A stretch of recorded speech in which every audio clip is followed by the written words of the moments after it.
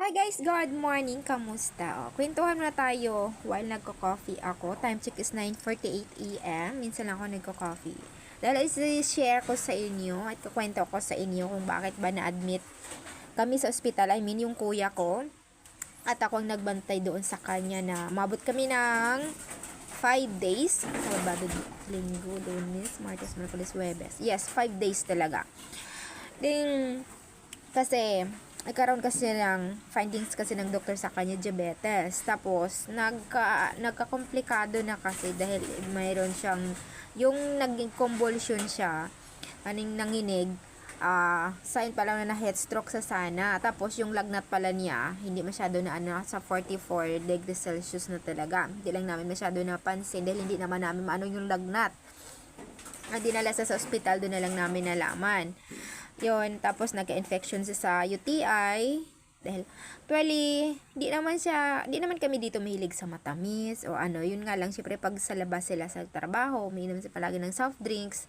And syempre, umiinom sila ng alak. Diba? Isa yun, parin sa isa sa mga sign na nagkaroon siya ng ganon.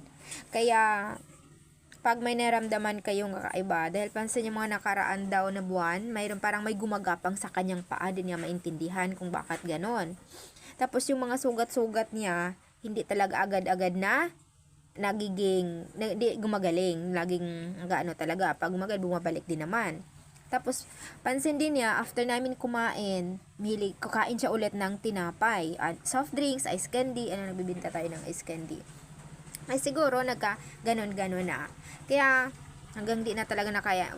Una di na ano lang talaga niya, baka normal lang naman, magiging okay rin. Tapos hanggang yun, di na talaga kinaya niya. Sabado ng gabi, bigla na lang talaga siyang nanginig. Ang buong talagang katawan niya, as hindi mo talaga sakos. Tapos nagdedelaryo na siya. Yung parang nagsasalita na di mo na, di niya na namalayan. At ginaw na ginaw siya. Doon din nila namin siya sa ospital. Yan. Pagdating sa ospital, okay naman siya, dun laman na 44 degrees Celsius na pala yung kanyang lagnat. Yun ngayon, tapos grabe ang kanyang sugar, ang taas ng kanyang blood sugar. Kaya magkaroon siya binibigyan siya ng pang-inject, yung insulin, sa loob ng isang buwan. Kahit dun sa ospital, tigilangan siya ini-injectan. Ngayon, dito naman sa bahay, natatakot ako mag-inject because ikaw na lang talaga. Kinausap ko na lang yung nurse na i-demo na lang kung paano gamitin yun. Dahil alam nyo namang takot na takot ako pagdating sa mga ganyan. Dahil sa mga pangyayari. Karoon na kasi ako ng trauma. So, dahil sa mga ganyan, lalo na sa aksidente, sa mga madu. Pero hindi naman madugo. Yun nga lang, nag-alaga din naman ako yung mga sakit ever since. Pero, ganun, sabi ko, sa iba na lang,